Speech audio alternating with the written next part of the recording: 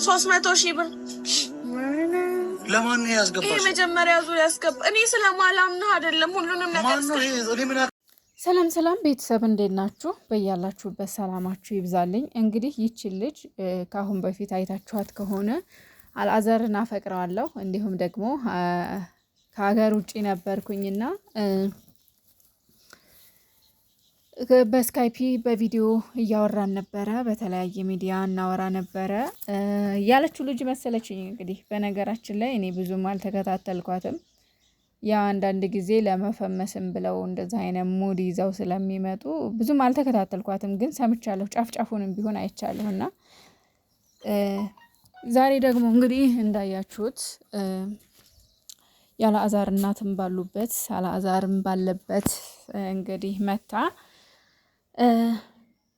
አልአዛር ብር አጭበርብሮኛል፣ ብር በልቶኛል፣ በጣም ብዙ ብር ልኬለታለሁኝ ብላ እንግዲህ በቤተሰቦቹ ፊት አፍ አውጥታ እየተናገረች ነበረ። እንግዲህ የሚገርመው ነገር መናገሯ ሳይሆን እቺ ልጅ ምን ያክል እውነተኛ ናት የሚለውን ነው። ማለት አንዳንዴ ለመጠርጠርም በእርግጥ ሰው ውጭውና ውስጡ የተለያየ ነው። በጣም በተለያየ አጋጣሚ በተለያየ ሁኔታ ይህንን ሁላችንም እናውቃለን። አንዳንዴ ያመናቸው ወይም ደግሞ ይሄ አይነት ሰው ነው ብላችሁ ያሰባችሁ ሰው ጭራሽ ፍጹም ሌላ ሰው ሆኖ ታገኙታላችሁና አልአዛር ግን ምን አቶ ነው ከዚች ልጅ ብር ሊወስድ የሚችለው? ምን አቶ ነው ሊያጭበረብር የሚችለው? እውነተ ማለት አንዳንድ ጊዜ እከሌን እንወደዋለን ወይም እንጠለዋለን ስለምንወደው ብቻ በዛ ሰው ላይ መፍረድ ሳይሆን እውነታውን ትክክለኛውን ነገር ነው መናገር ያለብን። ማለት ስለምንጠላው ያረጋል ማለት የለብንም፣ እንዲሁም ደግሞ ስለምንወደው ያደረገውን ነገር አላደረግም ብለን መሸፋፈን የለብንም።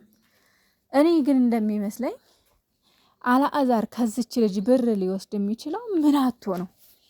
እንደምታውቁት አልአዛር 2 ቻናል ነው ያለው። ጋቢ ሾውም የሱ ነው አይደለም?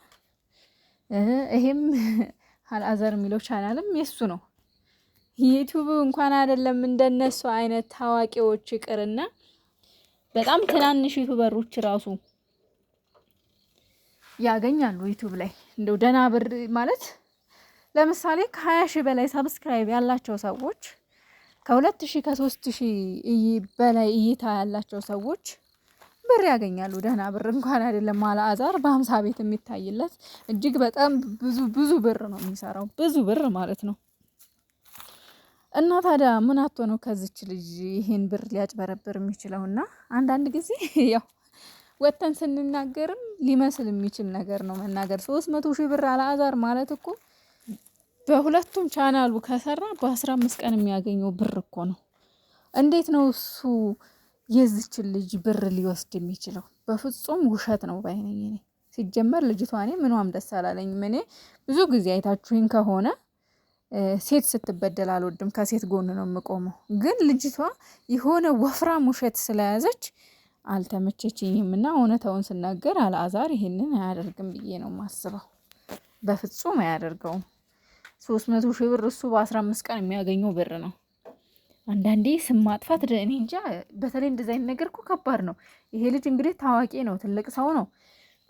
በእድሜም ትንሽ ምራቁን ዋጥ ያላገራ በሚዲያም ላይ ደግሞ ታዋቂ ነው። ስለዚህ ይሄ በጣም ሮንግ የሆነ ነገር ነው። በጣም ስሙን የሚያስጠፋ ነገር ነው እና ይደብራል የእውነት።